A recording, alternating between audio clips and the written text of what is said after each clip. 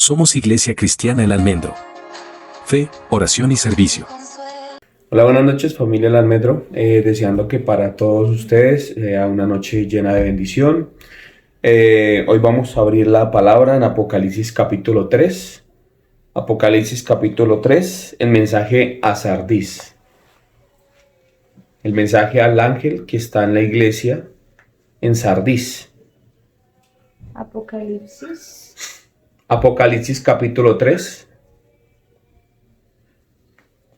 Vamos a estar leyendo desde el versículo 1 hasta el versículo 6. También si me quieren colaborar para que vayan abriendo también Apocalipsis capítulo 13 versículo 8 y capítulo 17 versículo 7. Y vamos a estar leyendo también Romanos capítulo 10 versículos del 10 y 11. Entonces, quiero hoy tocar un tema un poco polémico porque yo he visto que para muchos hay muchas dudas acerca de la salvación, ¿no? Entonces, también quiero como abarcar una serie que sería la serie de la gracia, ¿no? Hace poquito me encontré, bueno, en realidad hace como más o menos 8 meses, 7 meses, no fue hace poco, me encontré con una hermana que en algún momento pues militaba en alguna iglesia X, y esta mujer me dijo que a veces los creyentes, después de conocer la gracia, en lugar de estar en la gracia, caen en la desgracia. Esto refiriéndose a que las personas utilizan o se aprovechan de la gracia para ocasión de pecar, ¿cierto? Entonces, yo le dije a ella que si ella opinaba así, no conocía de la gracia, ¿cierto? Pues es una mujer que de pronto, por lo que ha tenido un bagaje ministerial, de pronto podemos de hablarlo superior al mío, porque pues ella enseñaba y predicaba, ¿cierto? No sé si con mayor intensidad que yo, pero yo la conocí, fue una miembro muy activo de la iglesia. Entonces, yo recuerdo que ella enseñaba, y pues la enseñanza de ella era una enseñanza que era bien elaborada, ¿cierto? Pero a veces no basta con tomar solamente el texto y tratar de discernir lo que dice el texto sin profundizar en algunas cosas textuales de la Biblia. Si nosotros queremos entender la gracia, debemos entender que la gracia no es lo que nosotros regularmente entendemos. Esta semana también se lo explicaba el grupo de oración, porque algunos confunden la gracia con el carisma, ¿no? Algunos confunden la gracia con digamos que expresiones o facciones del cuerpo, o de pronto que alguna persona sea atractiva, ¿no? Entonces, la gracia es un hebraísmo que no tiene nada que ver con eso. La gracia es una palabra que regularmente los hebreos la utilizan para hablar acerca de algo gratuito, ¿sí? Entonces, cuando la escritura menciona de que nosotros somos salvos por gracia, es porque gratuitamente somos salvos, ¿cierto? Entonces, a nosotros nos gustan las cosas gratis, ¿cierto? Es algo que a nosotros nos agrada, ¿cierto? No hay nada más atractivo para nosotros, los seres humanos, de llegar a un almacén, y ojalá sea un almacén que nos guste, ¿cierto?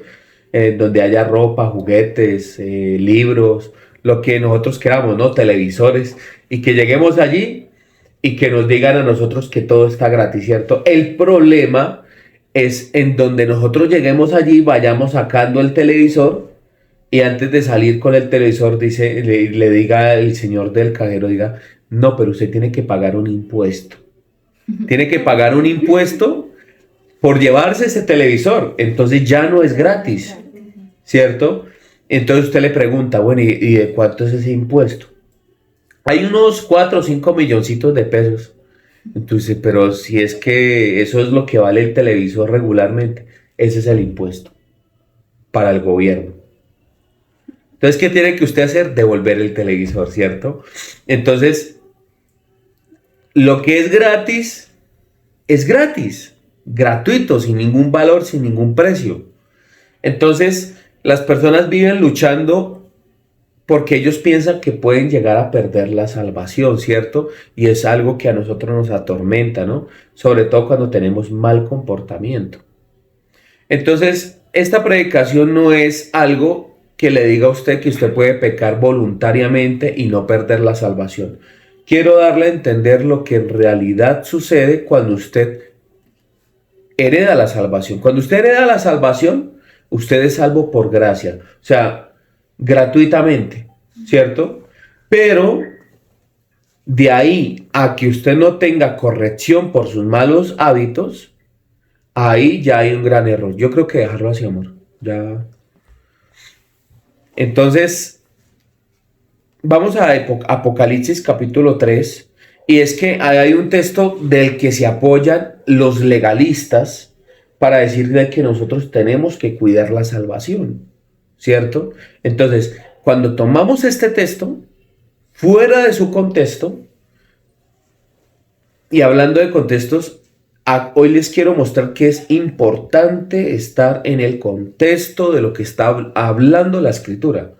Porque si usted, por ejemplo, toma el texto, que en realidad el texto central que quiero tratar hoy es el versículo 5. De todos los 6 versículos, quiero centrarme en el versículo 5, que es el versículo con el que algunos legalistas dicen que usted tiene que cuidar su salvación, ¿cierto? Entonces el problema es sacarlo del contexto. ¿Amén? Entonces, vamos a leer. Dice la escritura: escribe al ángel de la iglesia en Sardis, el que tiene los 7 espíritus de Dios y las 7 estrellas. Dice esto: yo conozco tus obras, que tienes nombre de que vives y estás muerto. Sé vigilante y afirma las otras cosas que están para morir, porque no he hallado tus obras perfectas delante de Dios.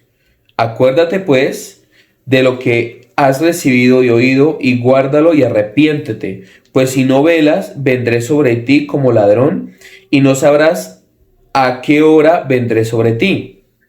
Pero tienes unas pocas personas en Sardis que no han manchado sus vestiduras y andarán conmigo en vestiduras blancas, porque son dignas. El que venciere será vestido de vestiduras blancas, y no borraré su nombre del libro de la vida, y confesaré su nombre delante de mi Padre y delante de sus ángeles. El que tiene oídos, oiga lo que el Espíritu dice a las iglesias. Yo regularmente no utilizo la segmentación que utilizan muchas de las iglesias para hacer los bosquejos, ¿no? Entonces, para hacer los bosquejos utilizan título, tema, texto, y utilizan 3 preguntas o 3 soluciones o 3 puntos para desenvolver el contexto. ¿Por qué no lo utilizo? Porque a mí me gusta poner a imaginar, y como que el creyente como que utilice un poco su imaginación cuando esté enseñando la escritura. Entonces no me gusta ser demasiado acomodado a los bosquejos. No es una manera mala de enseñar, aclaro, pero quiero que usted se imagine las cosas que yo le voy a explicar el día de hoy. Quiero que utilice su imaginación. La imaginación, no la emoción, la imaginación. Quiero que usted se imagine esto que le voy a contar. Bueno, entonces, como hay que hablar del contexto, les voy a explicar algunas cosas de Sardis, ¿no? Una ciudad que en aquel entonces era como una decápolis. Era un lugar muy grande, era una fortaleza. En realidad, Sardis estaba puesto en una loma muy grande, en un monte muy grande, y los muros estaban alrededor. Entonces ellos se vanagloriaban diciendo que la ciudad de ellos era muy segura, ¿sí? Entonces Sardis, como su nombre lo dice, en el original, en el hebreo y en el griego, es una forma compuesta de decir lo que queda, lo que se salvó o lo que se rescató. O sea que la iglesia de Sardis es el remanente o el pueblo que quedó después de que ellos fueron derribados. Entonces era una ciudad que estaba puesta en un monte. Entonces ellos decían que ellos eran muy grandes, muy fuertes, pero llegó Ciro, el rey de Persia, y los conquistó. Y después también fueron conquistados por Antíoco Epifanes. Yo le pondré a un hijo mío así. Y, y Antíoco Epifanes también los conquistó, ¿sí? Y llegaron a ser una burla, ¿sí? Entonces, bien, ese lugar era un lugar muy seguro. Entonces, ¿qué sucedía en ese momento con esa Decápolis, con ese lugar?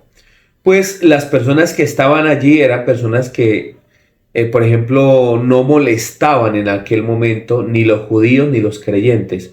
De hecho, ellos tenían una diosa que era la diosa Artemisa, que era la diosa de la fertilidad, ¿no?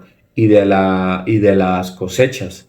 Entonces, ellos no tenían problema con que las otras religiones estuvieran allí, ¿cierto? Entonces, los religiosos en aquel entonces, los judíos se acomodaron y los cristianos se acomodaron a aquel lugar, ¿cierto? Entonces, empieza el mensaje con lo siguiente. Vamos a ir con el primer punto. Empieza hablándole al ángel que tiene los 7 espíritus de Dios y que tiene las 7 estrellas, ¿cierto? 7 es el número de perfección en la Biblia, ¿no? Pero entonces, ¿qué son los 7 espíritus de Dios? El espíritu de sabiduría, espíritu de ciencia, espíritu, ¿cierto? Entonces, cuando usted va a ver los 7 espíritus de Dios, usted va a encontrar que el espíritu de la palabra estaba allí, el espíritu de la ciencia, ¿cierto? Entonces, estaban los 7 espíritus de Dios, que no quiero profundizar porque quiero en realidad dejarlo también para la otra semana. Quiero hablar acerca de los 7 espíritus de Dios y del verbo hecho carne, porque de antemano, de una vez les voy a decir a ustedes, el libro de la vida es Jesucristo. O sea, el libro de la vida es el nombre de cada persona y de cada creyente escrito en la sangre del Cordero. Escrito en ese rollo, porque el rollo, el libro de la vida es el rollo del Cordero.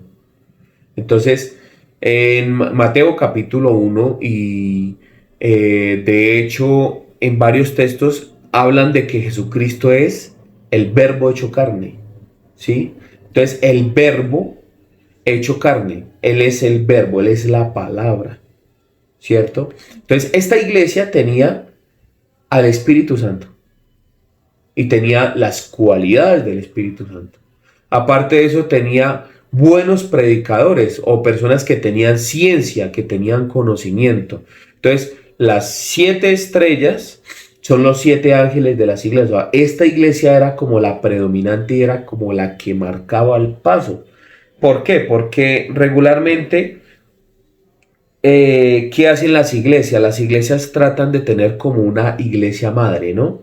Entonces, esta puede ser una de las iglesias madre que dirigían también las otras iglesias.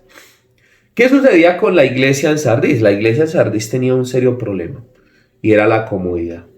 La iglesia en Sardis se acostumbró a los privilegios que ellos tenían. No estaban siendo perseguidos.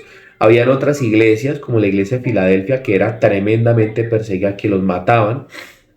Entonces, la iglesia que está en Sardis es una iglesia que básicamente estaba bien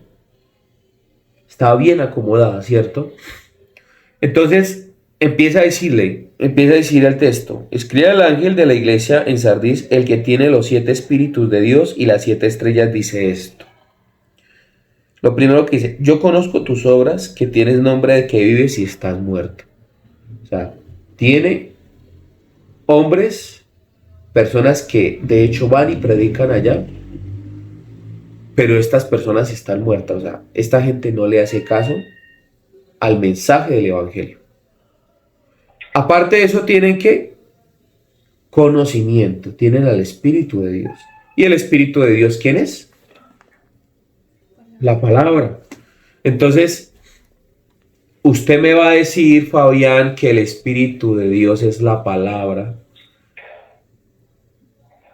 Una de las cualidades del Espíritu Santo es la ciencia, ¿cierto? El conocimiento. La otra cualidad del Espíritu Santo es el poder del Espíritu que lo caracteriza, que son los milagros, los prodigios, ¿cierto? Entonces, en este lugar se realizaban toda esta cantidad de cosas. No sé si de pronto a ustedes se les parecen algunas iglesias en la actualidad en donde hay profecía, que es otra de las cualidades, y de hecho es el espíritu de profecía también una de las, de las cualidades del Espíritu Santo. Entonces, en donde hay palabra, en donde hay milagros, en donde hay muchas cosas, ¿cierto? Pero la gente nanay, nanay.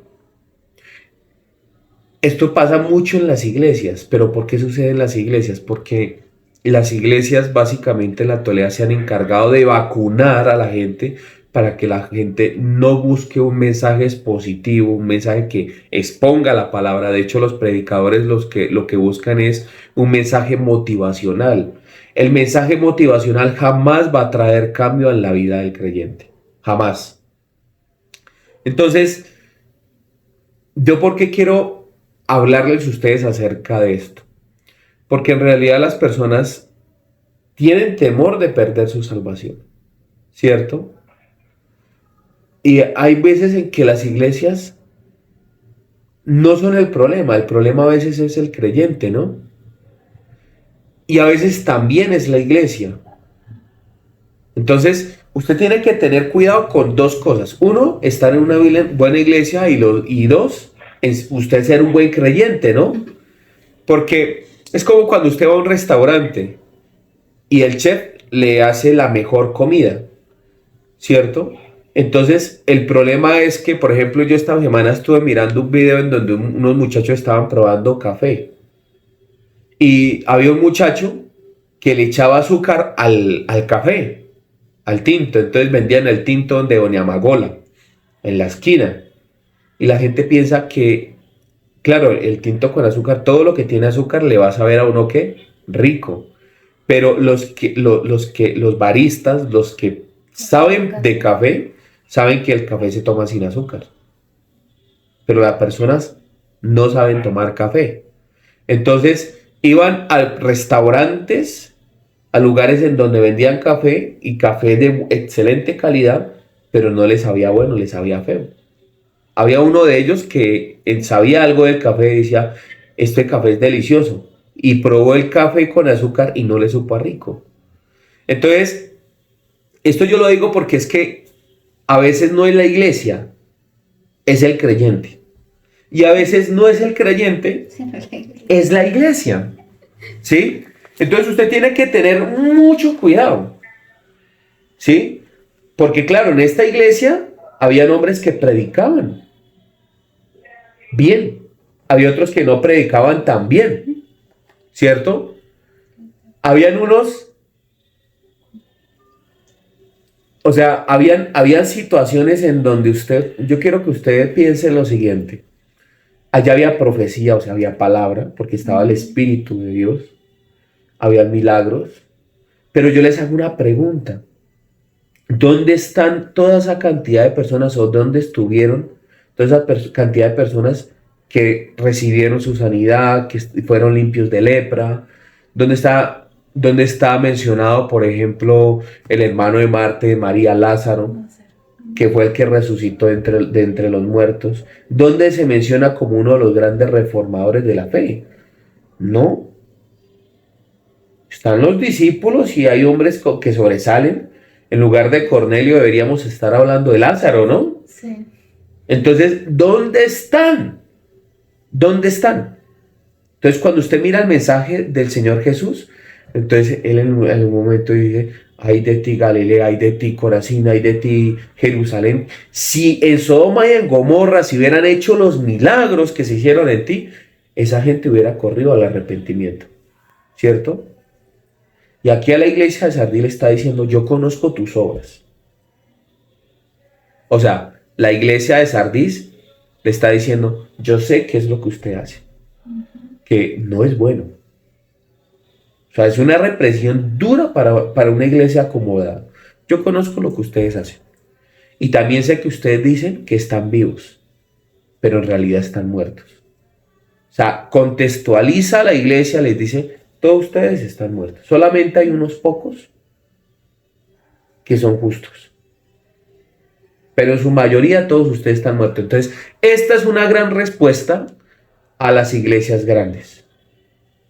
Usted mira cualquier cantidad de gente en las iglesias, eso no quiere decir de que toda esa cantidad de gente sea salva. Muchas veces esto se hace porque los pastores hacen eventos, hacen cosas, hacen el encuentro, el posencuentro, la venganza del encuentro, hacen una cantidad de cosas para tratar de reafirmar al creyente, pero ellos no han entendido algo que es el segundo punto de lo que yo quiero hablar a continuación, ¿cierto? Entonces vamos a seguir leyendo el versículo 2, dice, sé vigilante y afirma las otras cosas que están para morir, porque no he hallado tus obras perfectas delante de Dios. ¿Qué era lo que sucedía con ellos? El Evangelio se trata de las obras no hechas por los hombres a voluntad de los hombres. Hay una parábola en donde el Señor se presenta y les dice, les comenta esta parábola. Hay un padre con dos hijos. El primer hijo le dice, ve y haz esto, ve y apacenta el ganado, ve a la viña, ¿cierto? Ve a la viña y ve y trabaja en la viña. Entonces el primer hijo le dice, no quiero ir, pero después se arrepiente y va, ¿cierto? Y va el segundo hijo y le dice, ve a la viña a trabajar. Y le dice, voy a ir, pero finalmente no va. ¿Qué quiere decir el Señor Jesús? Que hay dos tipos de obras. Una en la que el hombre no tiene la voluntad de poder seguir, o una en la que el hombre no quiere hacer, pero que finalmente termina haciendo, que es la que le agrada a Dios. Y la segunda, que es la que el hombre dice que finalmente va a hacer, pero finalmente no termina haciendo nada porque no quiso tampoco obedecer la voluntad del Padre. Entonces, con Dios hay que entender cuál es la voluntad de Él. La voluntad de Dios es que se hagan las obras de caridad, las obras de Dios, y una de las mayores obras que Dios quiere que usted haga es que usted crezca espiritualmente, pero eso no se hace voluntariamente. Nosotros los creyentes tenemos una lucha diaria con nuestra carne. La carne no va a querer congregarse, la carne no va a querer leer la palabra, la carne no va a querer hacer ninguna de las actividades voluntariamente, porque es una lucha. Entonces, nosotros los creyentes, los que verdaderamente luchamos con esta carne, ¿somos el primer hijo que le decimos a Dios al inicio? No. Pero finalmente entendemos que hay que ir y terminamos yendo. Pero hay personas que son charlatanes, les pongo yo en esa categoría, porque le dicen a Dios, voy a ir. Sí, yo lo hago, pero finalmente no terminan haciendo nada. Entonces, usted tiene que tener cuidado porque cuando las obras no son halladas perfectas delante de Dios, es porque usted no depende de Dios. Y es que para poder vencer la carne, usted tiene que depender completamente de Dios. Es imposible que por mensajes motivacionales, que por mensajes que le digan a usted que usted puede levantarse temprano todos los días, tender su cama, lavar la loza, levantarse temprano, hacer deporte, orar tantas horas, ayunar tantas horas, no digo que eso no sea bueno, usted va a poder alcanzar el favor de Dios y el éxito en la vida. Esas personas que les hablan a ustedes de eso regularmente no tienen vidas tan perfectas, pero el marketing, las redes sociales, muchas cosas hacen de que estas personas se vean así, porque qué bacano es coger un teléfono, ponerle un filtro y parecer hermoso, ¿sí o no? Entonces, yo conozco un pastor que de hecho salió de la secta en donde yo me congregaba, y le digo secta porque predican el evangelio de la prosperidad, no el evangelio verdadero, que es el evangelio de la gracia y de la salvación. Entonces, yo recuerdo que este hombre salió, montó una iglesia, sacó un local grandísimo, pero ¿qué hace el hombre para que la iglesia sea multitudinaria? Hasta con las cámaras se puede hacer de que la iglesia se vea grande. Y la iglesia por dentro es pequeña. Hay por ahí unas 50, 60, 70 personas. Pero parece que hubiera una multitud grandísima. Eso cogen y le colocan una lupa a esa cámara, ¿sí? ¿Por qué hacen eso? Porque tienen el concepto del evangelio del restaurante. En donde más hay gente es donde es bueno. Ese es el concepto que muchos manejamos, ¿no? En donde hay mucha gente, en donde vemos que la gente compra masivamente, allá es bueno, ¿cierto? Entonces, ese concepto lo trasladamos ¿a dónde? Al evangelio. Nunca debe ser así, porque eso sirve para llenarle o inflarle el ego al pastor. Las obras no son perfectas porque no son hechas en Dios.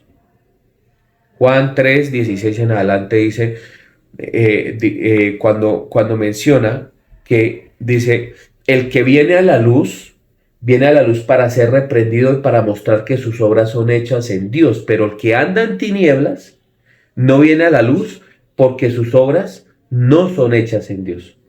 Entonces hay dos tipos de obras. No es lo mismo que yo vea a un habitante de calle y vaya y le dé el pan en nombre de Dios, a que yo vaya y le dé el pan creyendo que eso me va a hacer bueno delante de Dios. O sea, como yo diciéndole a Dios, yo soy bueno. A otro que yo vaya con la intención de darle el pan al habitante de calle para decirle, Dios es el que ha cambiado mi vida y por eso es que estoy haciendo esto. No le debo nada a Dios, porque a veces creemos que Dios nos va a multiplicar por esas cosas que estamos haciendo. Entonces ahí es cuando nosotros nos volvemos deudores, porque dice, mas el que no obra, sino que cree en aquel que justifica al impío, su fe le es contada por gracia. Mas el que obra, su fe le es contada por deuda. O sea, cuando usted obra pero hace las cosas para llenar su pechito, su ego, Dios se molesta con eso, porque Dios dice, la obra más grande la he hecho yo. No hay mayor sacrificio que el sacrificio de mi hijo. Si usted cree que usted puede hacer obras más grandes que la que yo hice en la cruz, usted me tiene que pagar a mí. ¿Y quién quiere pagarle algo a Dios? Solamente los que creen que pactan con él, ¿no? Sí, porque... Sí. Sí, conmigo. Entonces, la respuesta de Dios siempre va a ser una. Mire, hay preguntas que de hecho yo se la enseñaba esta semana a un amigo y que yo escuchaba de otro predicador esta semana. Estábamos ahí con mi esposa en la cama y yo ponía como fragmentos de una predicación. El pastor Michael Sugelen dice lo siguiente, dice, es increíble cómo hemos llegado a vacunar a las personas para que no crean en el evangelio.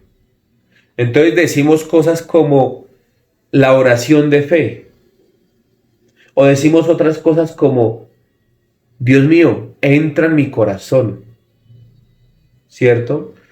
Entonces, por ejemplo, en la oración de fe que siempre hacían en la secta en donde yo habitaba, que de hecho es una práctica que hacen muchas personas no bíblica, ¿sí? Se apoyan en el versículo de que con la boca se confiesa. La de Romanos. Dice en Romanos, que ahorita vamos a ir a Romanos capítulo 10, versículo 10 al 11. Entonces ellos se apoyan en que con el corazón se cree para justicia. Con el corazón se cree para salvación, pero con la boca se confiesa para justicia. Pero vamos de una vez a Romanos. Perdón que me... En el libro de Romanos Creo que es 10:9. 10:10. Entonces, ellos se apoyan para decir que la oración de fe es esto, ¿no? Entonces dice, está en este versículo, porque con el corazón se cree para justicia, pero con la boca se confiesa para salvación. Entonces, con el corazón se cree para justicia, pero con la boca se confiesa para salvación. Pues la escritura dice, todo aquel que en él creyere no será avergonzado. Entonces, vea lo que sucede. Por eso es que es un problema sacar los versículos fuera del contexto. ¿Qué dice el versículo siguiente? Dice, pues la escritura dice, todo aquel que en él creyere no será avergonzado, ¿cierto? Entonces, porque no hay diferencia entre judío y griego, pues el mismo que es Señor de todos, es rico para con todos los que le invocan. Entonces, ¿por qué con la boca se confiesa para salvación? Porque no es la salvación suya, sino es la salvación ¿de quién? De las personas a las que les comparte usted el evangelio. Entonces, con el corazón usted tiene que creer para creer aquello de lo que usted va a hablar, o sea, del evangelio. Entonces, si usted cree en el evangelio con su corazón, ¿usted qué va a hacer? Hablarlo. Va a hablar el evangelio. Hablar el evangelio. Usted va a predicar. Entonces, ¿cuál es la justicia de nosotros? La que tenemos en el corazón a través del sacrificio de Jesús. ¿Y cuál es la salvación? Cuando nosotros vamos y predicamos la salvación. No porque nosotros no podemos salvarnos a nosotros mismos, sino que cuando salimos, predicamos el evangelio, ¿cierto? Y Dios no nos deja avergonzados. Desde el versículo 8 también se explica eso. Sino que no Claro, en el contexto. O sea, usted saca un texto pequeñito y usted de ahí hace una ¿qué? Hace teología. Sí, entonces usted saca un versículo de su contexto y de ahí hacen una teología sacada completamente de la Biblia. Con esto les pongo el ejemplo. Entonces, llega el creyente nuevo a la iglesia. Lo primero que hacen es, después de la predicación, llegan y llaman al creyente al púlpito. Y le dice, repite después de mí, Señor Jesús, te pido perdón por mis pecados. Escribe mi nombre del libro de la vida y no lo borres jamás. Entra en mi corazón, transfórmame, cambia mi vida.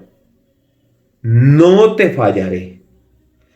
Imagínese ese problema en el que usted se está metiendo. Primero, la escritura le está diciendo al ser humano, cuando vayas delante de Dios, cumple lo que prometes, porque Dios es Dios en los cielos y tú eres hombre en la tierra. Tú no sabes si lo que estás diciendo lo vas a poder cumplir. Por otro lado, en ningún momento, en ningún lugar de la escritura habla de que Dios entra en el corazón. Si algo que Dios quiere hacer con el corazón de nosotros, que es simbología del alma, es matarlo, completamente. Quiere destrozar esa alma, porque está negra, está cochina. Entonces, Él lo que quiere es quitar completamente su yo. ¿Qué quiere hacer Dios? Que muramos. Dice, engañoso es el corazón más que todas las cosas. Y el que lo ama comerá de sus frutos. O sea, lo más engañoso es el corazón. ¿Cómo usted puede pedirle a Dios que habite dentro de su corazón? Dios no va a habitar dentro del corazón de ningún ser humano. Dios puede sujetar la vida de ese ser humano. Como primera instancia, como segunda instancia, hombre, escribe mi nombre del libro de la vida y no lo borres jamás. ¿Usted sabe desde hace cuánto fue escrito el libro de la vida? Desde antes de la fundación del mundo. Entonces, vamos a Apocalipsis capítulo 17, versículo 7. Porque usted me dice, no, eso no es así. Usted está exagerando. Dice, y el ángel me dijo, perdón. Dice, y el ángel me dijo, ¿por qué te asombras? Yo te diré el misterio de la mujer y de la bestia que la trae, la cual tiene las 7 cabezas y los 10 cuernos. Perdón.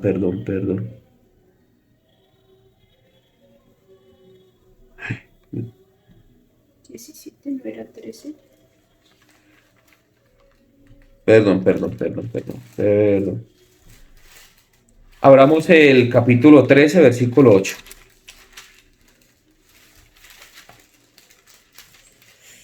Perdón. Dice, y la adoraron todos los moradores de la tierra, cuyos nombres no están escritos en el libro de la vida del Cordero que fue inmolado desde el principio del mundo. ¿Sí? Entonces, ¿desde cuándo fue escrito el texto? Desde el principio del mundo. Entonces,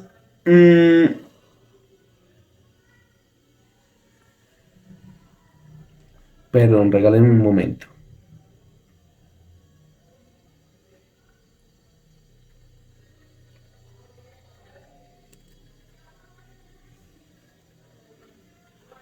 Bueno, continuemos ahí que se me perdió el otro versículo. De hecho, en varias partes de la Biblia que está escrito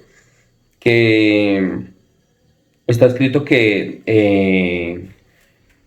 el libro de la vida fue escrito desde antes de la fundación del mundo, ¿sí? Me equivoqué en el versículo base, pero bueno, ahí está hablando que el libro fue escrito desde antes de la fundación del mundo, o sea, que Dios ya sabía de antemano quiénes le iban a fallar y quiénes no. Esto resuelve la pregunta, por ejemplo, de Judas. Dios conocía de antemano quién iba a entregar a Jesús. Por eso es que es llamado el hijo de ¿qué? Perdición. De perdición. Como muchas personas que también no aceptan el evangelio. Entonces, el libro del Cordero o el libro de la vida, que es el mismo Jesús, estuvo desde el inicio del Génesis, desde antes de la fundación del mundo. Él tenía, el plan estaba hecho, el plan de redención. Entonces, Dios sabía cómo iba a hacer ese tema. Entonces, en la otra predicación quiero hablar un poco acerca del verbo, ¿sí? Para darles un poco a entender un poco más acerca del árbol de la vida. Quiero continuar con este texto y quiero tocar también el versículo 3 de la iglesia de Sardis, ¿cierto? Entonces dice, acuérdate pues de lo que has recibido de oído y guárdalo y arrepiéntete, pues si no velas, vendré sobre ti como ladrón y no sabrás a qué hora vendré sobre ti. Entonces, es el mensaje del evangelio que le da. Entonces, primero le está diciendo a ellos que ustedes digan que están vivos, pero en realidad ¿qué? Están muertos. Y les dicen que, dice que sean vigilantes y que conserven lo poco bueno que tienen para que en realidad puedan entender el propósito, ¿cierto? Pero aquí les está diciendo, acuérdate de lo que he recibido y guárdalo y arrepiéntete. Entonces, ¿qué es lo que le está diciendo a usted? Es el mensaje verdadero del evangelio. Dios nunca le manda al creyente a creer de que él va a habitar en el corazón. El mensaje del evangelio, ¿cuál es? Arrepiéntase y crea. De la única manera en la que Dios habita en la vida del ser humano, ¿cómo es? A través de la fe. No hay otra manera. Usted dice, o sea que Dios no habita en mi corazón. De la única manera en la que Dios habita es cuando nosotros creemos en la palabra. Ese cuento de que Dios viene y lo posee a usted y de que usted hace cualquier cantidad de cosas y de maravillas, no es. Es que la fe viene por el oír y el oír por la palabra de Dios. Entonces, cuando usted escucha la palabra y usted la cree, automáticamente la fe viene a su vida, ¿cierto? Y usted puede coger y hacer las cosas que Dios le manda hacer. Cuando nosotros creemos de que Dios, o sea, el evangelio que muchos predicadores hablan de que Dios viene y habita en su corazón, usted está esperando a que Dios haga la tarea por usted. Y ahí es donde está el problema de la iglesia en la actualidad, porque Dios no va a hacer la tarea por usted. La tarea del creyente es lo que está escrito en Hebreos capítulo 11, versículo 6. Dice, es pues la fe, la certeza de lo que se espera, la convicción de lo que no se ve, ¿cierto? Ahí enseguida dice, porque es necesario que el que se acerca a Dios crea que Él existe y que Él premia a los que le buscan. O sea, ¿qué tenemos que nosotros hacer? Tenemos que acercarnos a Dios a través de la palabra y creer de que Él nos va a recompensar. Es la fe del creyente. La salvación usted no la va a perder, ni tampoco la va a adquirir a través de una oración. Usted la va a adquirir a través de ¿qué? De la fe. Entonces, cuando Dios viene a la vida del creyente, Dios lo que trata de hacer es eliminar completamente el yo. Usted está diciendo, o sea, Dios lo que quiere es borrar completamente la memoria que tiene mi alma. Exactamente. A Dios no le interesa negociar con su alma. Dios ya es el dueño de ella, empezando por ahí. Dios lo que le interesa es que usted muera a su sí mismo, a su pensamiento, a su forma de creencia, y de que usted completamente entienda que el único mecanismo para poder acercarse a Dios es arrepentirse y creer. A nosotros se nos dijo esto durante muchísimos años. Yo sé que de pronto para muchos de los que están acá, esto es un desayuno de clavos con puntillas. ¿Por qué? Porque a nosotros se nos enseñó que el Espíritu de Dios nos tomaba y nos poseía y nosotros de ahí en adelante empezábamos a levitar. De hecho, de esa manera pensamos de algunos predicadores y de algunos pastores. De la única manera en la que Dios va a habitar en nuestra vida es cuando nosotros nos comemos este libro completamente y dependemos de su obra y de su voluntad. Y a través de que al creer en lo que está escrito en este libro, nosotros empezamos a morir a nosotros mismos y empezamos a dejar que Él crezca en nuestra vida. O sea, Dios no está interesado en habitar en un cuerpo en donde nuestro yo o nuestra alma es la prioridad.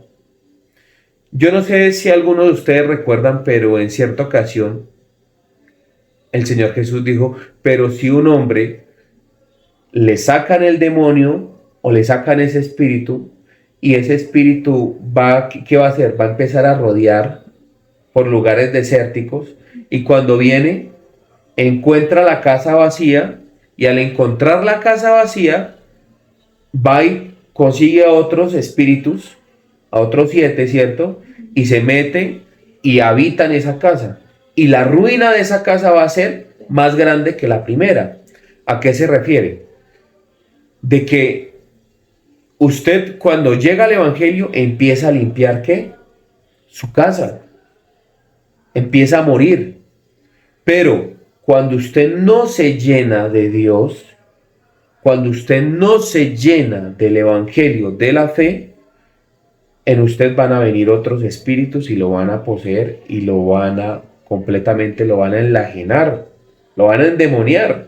Por eso es que usted ve muchas personas en la actualidad que no quieren orar, que no quieren leer, que no quieren hacer las cosas para Dios. ¿Por qué? Porque tienen en ellos espíritu de pereza, de cobardía. O sea, yo les puedo mencionar cualquier cantidad de espíritus que tienen en la actualidad. Hay muchos creyentes, ¿cierto? Entonces, los espíritus malignos, o Satanás es muy astuto. Él entiende que si usted no llena su vida de Dios, él sí está dispuesto a llenar esa vida que no ha llenado usted de Dios. Pero usted está esperando a que Dios venga y habite en su corazón y su corazón está podrido. No, Dios no tiene competencia. Dios lo primero que va a hacer es barrer la casa. Y yo creo que con esa analogía me van a poder entender un poco mejor. Claro, el negocio de Dios, ¿qué es? Las almas, ¿no? Pero Dios no quiere conservar en realidad el alma. Dios lo que quiere es eliminar todo lo que rodea al alma, circuncidar completamente el alma. ¿Por qué? Porque dice, del corazón nace los malos pensamientos, las lujurias, la lascivia, los asesinatos. Dígame, ¿cómo va a venir Dios a habitar a un corazón que está lleno de todo eso? A un alma. Entonces, Dios no quiere habitar en esa alma. Dios quiere destruir esa alma. Entonces, ¿qué hace Él? Empieza a hacerlos morir, como yo leí en el Salmo 78 la semana pasada. ¿Qué empieza a hacer Dios? Hacerlos morir. Dios empieza a hacer morir a las personas. ¿Y qué utiliza Dios? La salud, la economía, las relaciones interpersonales. Dios empieza a trabajar con eso porque no puede de otra manera. ¿Sí me hago entender? Entonces, Usted quiere que Dios habite dentro de usted. Y Dios está dispuesto a hacerlo. El que no está dispuesto, ¿quién es? Yo. Yo no estoy dispuesto a que eso pase. Porque es más, llegué a una iglesia, me congregué por algún tiempo, se fue el bicho que tenía, pero ese bicho se fue y rodeó un poco de tiempo y ahora me da pereza orar, me da pereza hacer muchas de las cosas que yo antes hacía, tengo malos pensamientos, se me multiplicaron, ¿no les ha pasado? Se multiplican las malas acciones. Usted dice, pero si yo antes tenía amor por la palabra, si yo antes iba a la iglesia y me gustaba ir a los ayunos, me gustaba hacer esto, me gustaba hacer aquello, pero ahora no quiero absolutamente nada. Es porque Satanás entendió la manera en la que usted va a estar endemoniado sin usted entender, sin usted enterarse. Dios se le metió a usted poquito a poco por el lado por el lado en que usted menos pensó. Entonces, como Satanás es astuto, él sabe cuál es lo que a usted más le gusta, ¿cierto? Y a eso lo va a rellenar. Entonces, le está diciendo a la iglesia de Sardis, ustedes creían que estaban en un palacio fortificado, ¿cierto? Que eran una Decápolis grandísima y ustedes los creyentes creyeron que estaban seguros y que eran una iglesia perfecta porque tenían predicadores que enseñaban buena palabra, que hacían milagros, que tenían palabra profética. Ustedes creían que porque tenían buenos predicadores y todo eran la iglesia perfecta. Pero pues, ¿qué pasó con ustedes? Le está hablando a la iglesia. Ustedes se llenaron de confianza porque se veían grandes. Entonces, yo les voy a decir qué va a pasar con ustedes. Ustedes dicen que están vivos, pero están muertos. Aparte de eso, ustedes sus obras no son perfectas delante de Dios. Y para completar, ustedes están en serios problemas conmigo. Porque ustedes prometieron cosas que finalmente no me cumplieron. Y en el versículo 4 dice, pero hay algunos de ustedes que conmigo tendrán vestiduras blancas. O sea, en toda iglesia, por muy secta que parezca, o que sea, sí, más que parecer que sea, hay gente de valor. Hay gente que Dios en algún momento los va a sacar de ese lugar. Entonces, yo recuerdo que en la iglesia o en la secta en donde yo estaba, le digo secta con cariño, los únicos que se salvaban eran los pastores y el grupo élite, porque los demás era gente como de allá abajo. Pero yo miraba la vida de los pastores y qué gente tan chueca, mano. ¿Y qué pasa? ¿Por qué los pastores son así? Porque los pastores se confían. Nos confiamos. Nos confiamos en que somos grandes, que hay gente que nos escucha, vemos la iglesia grande, vemos que nos va económicamente bien. ¿Y qué hacemos? Hacemos lo de la iglesia en Sardis, ¿cierto? Entonces, voy al eje central y al punto principal de la predicación. El punto central está en el versículo 5. El que venciere será vestido de vestiduras blancas, y no borraré su nombre del libro de la vida, y confesaré su nombre delante de mi Padre y delante de sus ángeles. El que tiene oídos, oiga lo que el Espíritu dice a las iglesias. Pero el 4 dice que ya hay unas personas que él ya seleccionó. ¿Cierto? Entonces, mire el juego de palabras. Leamos el versículo 4. Pero tienes unas pocas personas en Sardis que no han manchado sus vestiduras, o sea, porque tienen a Cristo. Y andarán conmigo, o sea, ya Él los tenía apartados desde antes de la fundación del mundo. En vestiduras blancas porque son dignas. Pero al otro combo a los demás les dicen, el que venciere, o sea, hermano, ¿usted no quiere vivir por la gracia gratuitamente?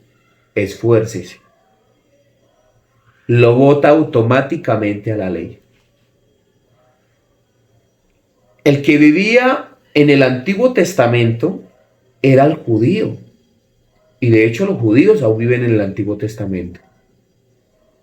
Si miran el problema de sacar un versículo de su contexto, le está hablando a los que quieren vivir por la ley y no por el sacrificio de Jesús. Entonces, cuando usted no quiere vivir por el sacrificio de Jesús, ¿qué hace Dios? Le manda este versículo, le dice, el que venciere, el que se gane la salvación, ¿qué le dice? Estará conmigo delante de mi Padre y lo vestiré de ropas blancas. Y no le borraré su nombre del libro de la vida. O sea que el que no viva por la gracia y sometido a la fe, ¿qué sucede con esa persona? Dios lo bota automáticamente a la ley. Vaya, viva por la ley, esfuércese, venza, compita por ser el mejor. Cuando usted gane y sea perfecto en todas sus obras, como le dijo al joven rico, le dice, ve y vende todo lo que tienes y ven en pos de mí. ¿Cierto? Le dijo los mandamientos, usted conoce qué le dijo el joven rico. Desde muy joven los he guardado, o sea, he cumplido toda la ley. Le dice, le hace falta algo. Vaya y venda todo lo que tiene. Lo botó completamente a la ley, pero la ley no justifica a nadie. Entonces, vaya, esfuércese, mátese. Cuando esté completamente cansado y quiera depender de la gracia y de la fe, yo voy a estar aquí con los brazos abiertos y le voy a mostrar el camino. Entonces, las iglesias en la actualidad, sobre todo las legalistas, no entienden o no queremos entender, que yo no soy de una iglesia legalista, no queremos entender que la salvación es por gracia, gratuitamente. Entonces, ¿qué pasaba con esta iglesia en Sardis? Que creían que a través de sus buenas obras, ellos ya se habían convertido en fariseos del cristianismo. Sabían de Jesús. Pero ellos ya estaban en donde, lo que pasaba con los fariseos en los tiempos de Herodes. Ya Herodes los había comprado. En este momento, Sardis, el gobierno de Sardis, los tenía en un estrato alto. Y los había puesto a reinar. Como no tenían persecución, porque ellos, Artemisa no tenía tampoco el problema con aceptar otro tipo de sectas o de religiones. Ese era un tema de los que creían en Sardis, que finalmente la terminan convirtiendo en una santa la Iglesia Católica. El problema era de que ellos llegaron a acomodarse y de que ellos creían que eran una iglesia santa, pura, porque tenían al Espíritu de Dios, tenían conocimiento, sabiduría, milagros, profecía. Esta gente se acomodó. Entonces, el hecho de que usted asista a una iglesia grande, que posiblemente hayan milagros, profecía, todo ese tipo de cosas, no significa que usted esté en la iglesia correcta. Tampoco que no lo sea, pero tampoco le garantiza a usted de que usted sea salvo. ¿Qué garantiza de que usted sea salvo? La fe. ¿Cómo podemos ver la fe en mi vida, en su vida? De una manera muy sencilla. El Señor Jesucristo dijo, el que cree en mí, las obras que yo hago, Él las hará también. Y aún mayores. La pregunta del millón. ¿Usted cree que usted hace las obras de Jesús? Más concretamente, ¿en usted se ven las obras de Jesús? Usted dice, yo no voy a hacer milagros. ¿Quién está diciendo eso? ¿Qué obras puedo yo hacer como un creyente normal que me caractericen como un seguidor de Cristo? primero la predicación del Evangelio. Apoyar la predicación del Evangelio. Segundo, el servicio. ¿Sí? Tercero, claro que sí, creer por las obras y milagros que él hacía. Por lo menos en su vida. Pero no es que a veces nuestra última opción, ¿quién es? Jesús. Jesús a veces es como ya agoté mi último recurso. Jesús va a ser mi última solución, mi último cartucho.